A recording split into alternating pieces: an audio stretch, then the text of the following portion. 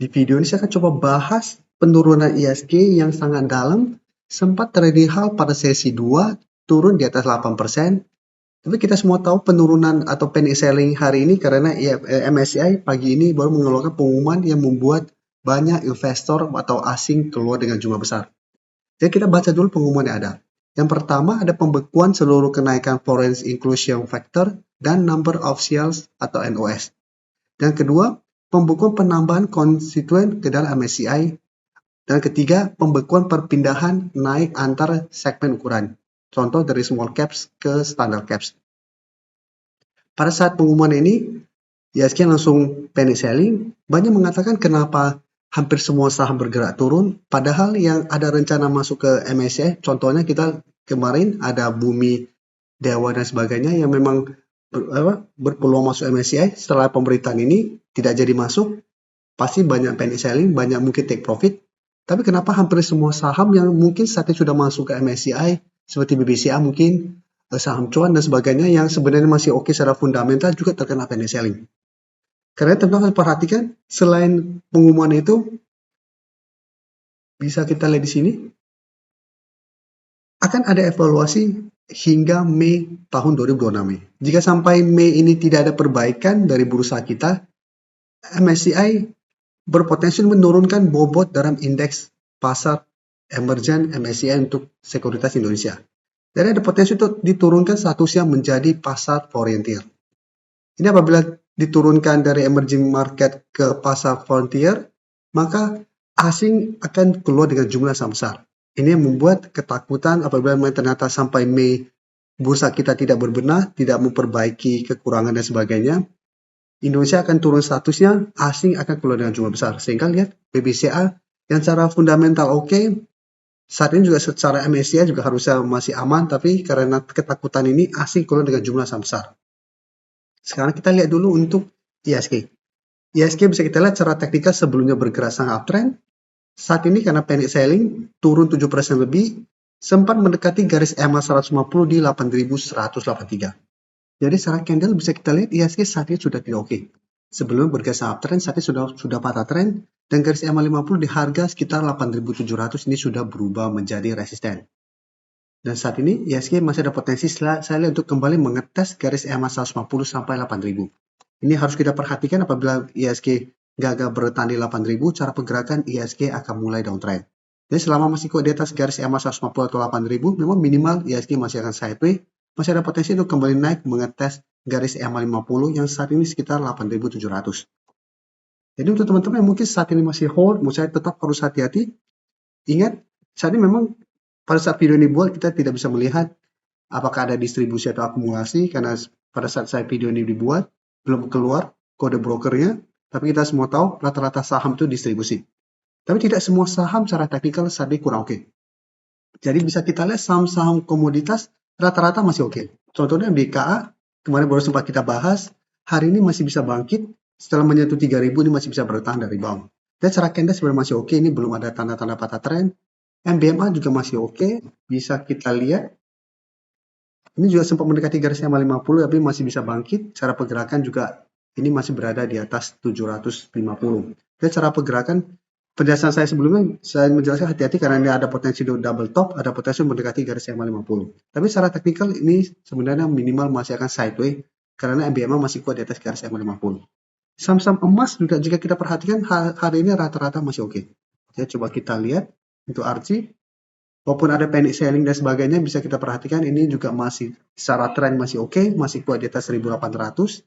Emas juga bisa kita lihat ini juga hari ini walaupun terkoreksi, tapi bisa kita lihat kembali bangkit. Cuma memang BRMS bisa kita lihat saat ini terkoreksi turun ARB. Jadi cara pergerakan memang salah satu sentimen dari BRMS kan ini salah satu grup Konglo yang salah satu grup Bakri terkena koreksi walaupun ini di sektor emas, tapi jika kita perhatikan cara teknikal ini belum ada tanda-tanda patah tren. Jadi saat ini masih berada di sekitar garis EMA 50 dan 1100. Jadi untuk BRMS apabila teman-teman sudah punya dan saat ini masih hold, masih bisa coba di hold, tapi teman-teman harus perhatikan jika ternyata tembus 1100, saya pertimbangkan untuk keluar. Apabila masih profit, pertimbangkan untuk take profit. Terus selalu saya jelaskan ke teman-teman pada saat video dibuat, apabila sebuah saham sudah naik tinggi, selalu saya jelaskan untuk hati-hati apabila teman-teman baru mau coba pantau di entry. Walaupun secara teknikal saham tersebut masih uptrend, masih ada akumulasi, tapi cara pergerakan kita tidak akan tahu pasti besok bisa lanjut naik atau malah terkoreksi. Karena bisa saja ada informasi baru besok yang kita tidak tahu hari ini. Jadi untuk saham-saham yang sudah naik tinggi, teman-teman sudah profit, sudah saya jelaskan, harus punya trailing stop. Teman-teman harus lihat di harga mana yang masih berupa support kuat, apabila tembus harus pertimbangkan untuk take profit. Jangan sampai profit yang teman-teman punya malah loss.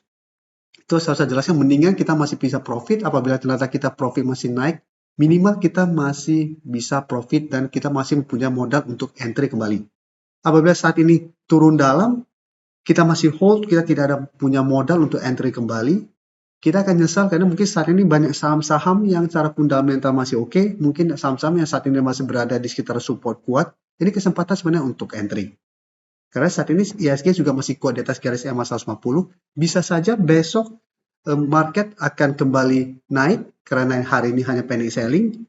Teman-teman yang punya modal hari ini mungkin besok bisa entry dan mendapatkan profit lumayan karena hari ini rata-rata saham turun 14% atau ARB. Jika ternyata besok masih lanjut turun pun kita masih bisa tunggu untuk dapat di harga lebih bawah. Karena memang cara pergerakan penurunan ini kebanyakan hanya panic selling.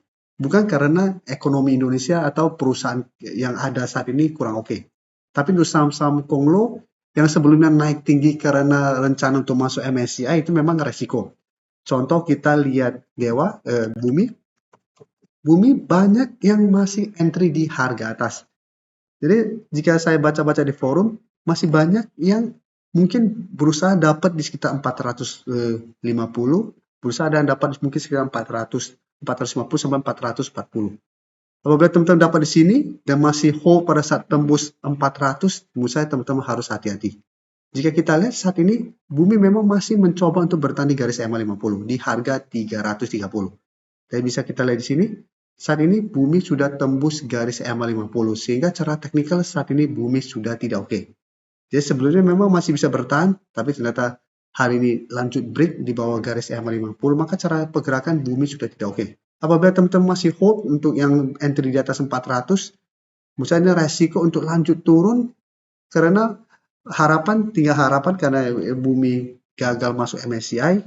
Sebelumnya bisa kita lihat dia masih di harga 100-an karena mimpi akan masuk MSCI dibuat naik tinggi, dan ternyata saat ini mimpi itu gagal dicapai nanti di Februari, ada potensi untuk melanjutkan koreksi.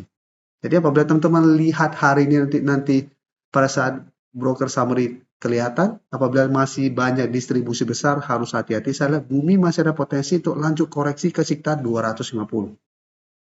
Jadi Dewa juga sama, harus hati-hati. Bisa kita lihat Dewa juga saat ini mencoba untuk bertahan di garis EMA 50 di 600. Jika terpantau besok gagal naik kembali di atas 600, secara teknikal Dewa juga tidak begitu oke.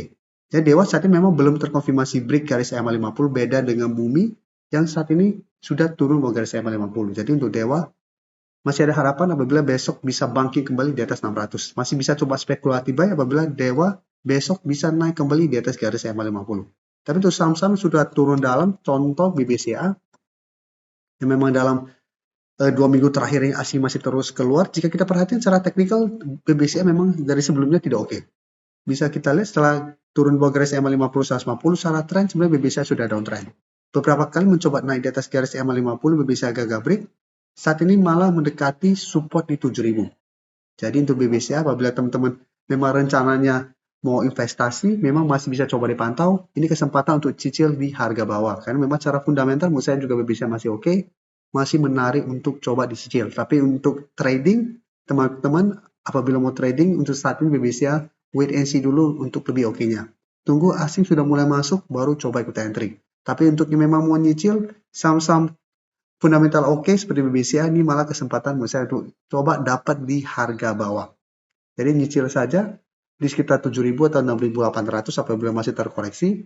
Apabila mulai bergerak naik, maka bisa kesempatan untuk coba tambah lebih banyak lagi lotnya. Tapi cara pergerakan ingat saat ini tidak begitu oke secara bursa kita, asing masih terus keluar. Tapi nanti di video kedua mungkin saya akan coba bahas beberapa saham yang mungkin cara teknikal saat ini masih oke dan masih ada akumulasi pada penurunan hari ini. Jadi nanti setelah broker summary kelihatan, saya akan coba screening saham-saham mana yang kira-kira menurut saya menarik untuk coba dipantau memanfaatkan penurunan tajam hari ini. Jadi untuk teman-teman trader, apalagi yang pemula, selalu saya jelaskan teman-teman harus punya trading plan yang jelas. Jangan sampai teman-teman entry sebuah saham tidak tahu kapan harus take profit, kapan harus hold, kapan harus cut loss. Jadi jangan sampai teman-teman sudah entry bingung, harus tanya orang lain kapan harus menjual, apakah masih bisa di hold, apakah harus cut loss, padahal ini duit kalian sendiri. Kalian yang tekan untuk buy dan sell.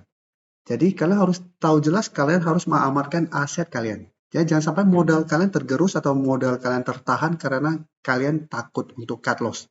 Cut loss itu bagian dari trading, apabila memang kalian trader. Kecuali kalian investor, tidak harus cut loss karena memang tujuannya investasi.